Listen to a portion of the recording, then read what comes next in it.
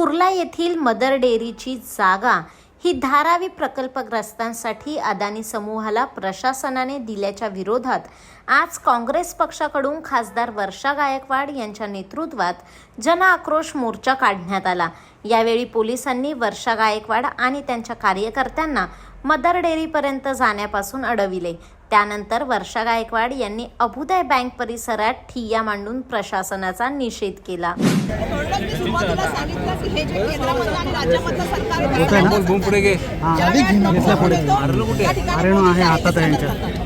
अदानीसाठी ज्यावेळी मोदींचं सरकारला सरकार त्याच्यासमोर आणि म्हणून मी म्हटलं की तिथे देवेंद्र सरांना इथे अदानीसाठी अदानीसाठी देवेंद्र सरांना ही जी भूमिका आहे ना, ह्याला आमचा विरोध आहे। खरं सांगायचं झालं तर आपण जर बघितलं असेल, धारावीचे जे आहेत लाखो लोकांना बाहेर पाठवण्याचं षडयंत्र चाललेलं आहे। धारावीची मोठ्या प्रमाणामध्ये लूट झाली। मला सांगायला पाहिजे तुम्हाला, 600 एकर जमिनीवर त्यांचं लक्ष आहे आणि धारावीच्या नावाखाली किती जमिनी घेतल्या?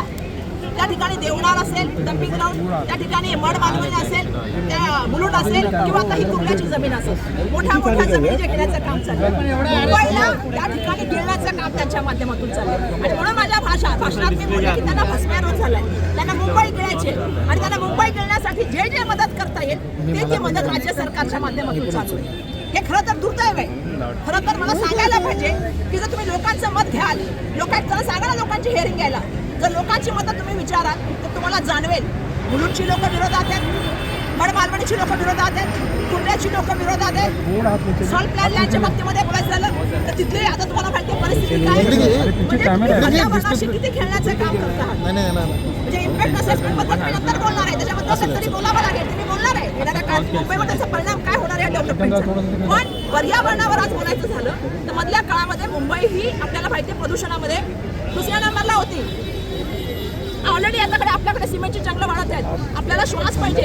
अशा वेळेला इथे जे आहे ते मोठं गार्डन आहे कुर्ल्यामध्ये, ज्या गार्डनमध्ये जसं मी मागापासून सांगते की 1000 ते 1200 झाडं आहेत, जी 120 पासून 150 वर्षापूर्वीपासूनची झाडं आहेत, जी झाडांची कत्तल चाललेली आहे। आणि कोणासाठी चाललंय? कारण स्थानिकांचं तर म्हणणं आहे की या ठिकाणी बॉटनिकल गार्डन झालं पाहिजे। आपल्या सर्वांना माहिती आहे की इथे आमदारांनी इलेक्शनच्या वेळी सर्वांना विवचन दिलं होतं की ते बॉटनिकल गार्डन होणार, इथे हेल्थ सर्व्हिस होणार। पण दुर्दैवाने आज आपण सगळेजण जाणतोय मागे जूनमध्ये जमीन दिली, आज सबलीज केली। कोणासाठी चाललंय सरकार, कोणासाठी काम करतंय? इलेक्शनच्या पूर्वी पण कॅबिनेट मीटिंग झाल्या त्या सुद्धा अदानीसाठी, आता पुन्हा मीटिंग चालली आहे त्या सुद्धा अदानीसाठी। मला कळत नाही ह्या माणसाला काय पाहिजे मुंबईमधून। ह्या माणसाला इतक्या जमिनी दिल्या, 600 एकरच्या पेक्षा जास्त जमिनी दिल्या, धारावी 600 एकर पेक्षा जास्त दिली, एअर इंडिया कॉलनी दिली, या माणसाला मोतीलाल नगर दिलं, सगळा बेहरामपणा दिला, भारतनगर दिलं, MSIDCची लँड दिली, रेल्वे चालले, डम्पिंग ग्राउंड चालले, एअरपोर्ट चालले, एवढं सगळं काय चाललेलं आहे मला कळत नाही। म्हणूनच माझं म्हणणं आहे तिकडे देवेंद्र, इकडे आमचे सिलेंडर आणि तिथे नरेंद्र सिलेंडर। आता पोलिसांनी मुख्यमंत्र्यांनी धारावीची पुनर्विकासाची बैठक घेतलेली होती, त्यावेळेस त्यांनी सांगितलं की धारावीचा आत्मा अबाधित ठेवून आम्ही धारावीचा पुनर्विकास करणार। मी त्यांचं भाषण ऐकलं, म्हणजे त्यांचं ट्विट बघितलं मी, त्याच्यामध्ये त्यांनी सांगितलं की आम्ही धारावीचा आत्मा समृद्धपणे डेव्हलप करणार आहे। समृद्ध पण शब्द वापरला होता, तो आत्मा शब्द लक्षात येतो। मुळात त्यांना धारावीच्या कोणाशी चर्चा केली? मला सांगा ना तुम्ही, धारावीच्या बिझनेसमॅनशी केली, धारावीच्या उद्योगातल्या व्यक्तींशी कोणाशी केली?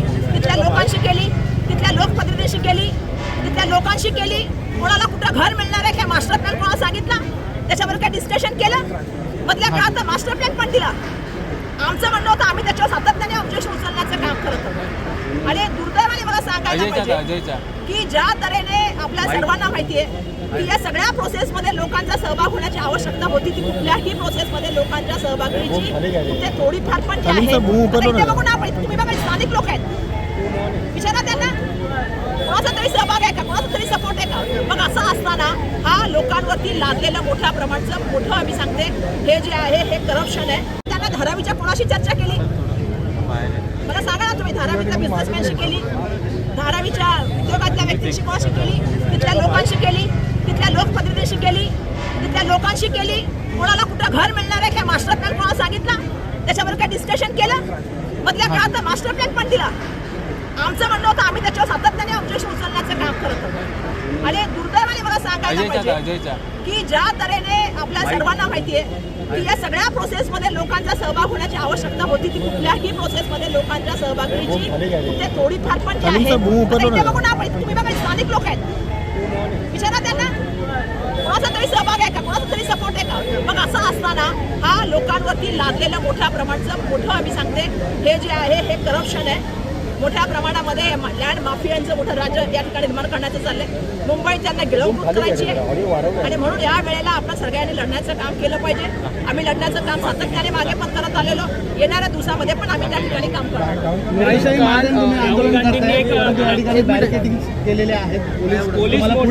मलाच कळत नाही की आता सरकार सांगितलं ना की अदानींसाठी आपलं सरकार फार मोठ्या प्रमाणामध्ये त्या ठिकाणी जे आहे ते सरेंडर आहे. मागे सुद्धा तुम्हाला माहिती असेल की पूर्ण तुमच्यासारख्या पत्रकारांना विचारा, मागे सुद्धा 2 तासच केलं, बॅरिकेडिंग केलं, पुढे जाऊ दिलं नाही. मला कळत नाही का मदर डेअरीमध्ये आम्ही का जाऊ शकत नाही. आम्ही लोकप्रतिनिधी आहोत, मी इथले स्थानिक खासदार आहे, स्थानिक लोक आहे, पण आम्हाला त्या ठिकाणी मागे पण तुम्ही बघितलं असेल एवढा मोठा फौज फटका लावला होता आणि आजही मोठा फौज फटका लावलेला आहे. म्हणजे कोणासाठी सरकार काम करते, कशासाठी काम करते. मुंबईकरांच्या, सामान्य मुंबईकरांच्या सुरक्षेसाठी सरकार काम नाही करत. पण जर अदानीच्या विरोधात तुम्ही आवाज उचलत असाल तर तुम्हाला त्या ठिकाणी रोखण्याचं काम हे सरकार करत. आणि म्हणून मला या ठिकाणी सांगावं लागेल की ज्या तऱ्हेने सरकार अदानीसाठी मोठ्या प्रमाणामध्ये दिशा सुविधा दिल्या जातील, मुफ्तमध्ये जमिनी दिल्या जातील, त्याचा काहीही परिणाम हो, पण पर्यावरणावर हो, लोकांच्या जनजीवनमानावरती हो किंवा मुंबईच्या इन्फ्रास्ट्रक्चरवरती हो, याची सरकारला पर्वा नाही. तर आज देवेंद्र फडणवीस यांनी आर्टिकल लिस्ट जे ते राहुल गांधी यांनी महाराष्ट्राच्या निवडणुका ज्या चोरल्या या आर्टिकलला उत्तर देण्याचा प्रयत्न केला आणि 2004 पासून ते आतापर्यंत मतदान कसं वाढलं याचे संदर्भ सुद्धा दिलेले आहेत. मला असं वाटतं की देवेंद्र फडणवीसजींनी याच्याबद्दल उत्तर का द्यावं. तालीम सर हा प्रश्न आम्ही कोणाला विचारलाय, राहुलजींनी कोणाला विचारलाय, राज्य निवडणूक आयोगाला विचारलेला, निवडणूक आयोगाला वरच्या विचारलेले. आम्ही राज्य निवडणूक आयोगाला मध्ये पत्र दिलं होतं आम्हाला डेटा द्या, अजून दिला का. आणि राहुलजीने असंच नाही बोलले, राहुलजीने पूर्ण समीक्षा केली आहे, राहुलजीने पूर्ण डेटा सकट गोष्टी दिल्या आहेत. राहुलजीने कोणत्या बूथमध्ये आणि कोणत्या एरियामध्ये मतदान जास्त झाले ते पण दिलेलं आहे. आणि राहुलजीने सांगितलं की तुमचं 5 नंतर किती पर्सेंटेज वाढलं, तुमचं 5 वर्षामध्ये तुमचं किती मतदान होतं 31 लाख आणि 5 महिन्यामध्ये तुमचं किती वाढलं 41 लाख. 5 नंतर तुमचं किती मतदान झालं 6.3%. तुम्ही सुद्धा मुंबईमध्ये आहात, महाराष्ट्रामध्ये आहात, मी सुद्धा मुंबईमध्ये महाराष्ट्रामध्ये. देवेंद्र फडणवीस साहेबांनी त्याचं उत्तर द्यावं की 7-7 हजार लोक लाईन मध्ये उभी होती का, 6-6, 10-10 तास लोक त्या वेळेला त्या ठिकाणी मतदानामध्ये उभी होती का रात्री. सगळ्या पेट्या किती वाजता गेल्या मतदान केंद्रावरती, 10:30 पर्यंत सगळं बंद झालेलं. मग जे आरोप राहुल गांधीजींनी आमच्या नेत्यांनी केले त्यांनी मागे सुद्धा तुम्हाला माहिती, मी सातत्याने सांगते की डिमॉनिटायझेशन असेल, आर्थिक मंदी असेल, युद्धाच्या बाबतीमध्ये असेल, चायनाच्या आक्रमणा बाबतीमध्ये असेल, त्या ठिकाणी असलेल्या कोविडच्या बाबतीमध्ये असेल, सातत्याने राहुल गांधीजींनी बोलण्याचं काम केलं. आज राहुल गांधीजी बोलतायत की अमेरिकेसमोर लोटांग घालण्याचं काम देशाच्या पंतप्रधानांनी केलं. आणि म्हणून आमचं म्हणणं आहे की अशा तऱ्हेने जे आहे हे जे चाललेलं आहे हे महाराष्ट्राच्या विरोधी सरकार आहे, हे महाराष्ट्राची फसवणूक करून त्या खुर्चीवर बसलेलं सरकार आहे आणि हा लोकशाहीची पायमल्ली आणि लोकशाहीची गद्दारी असं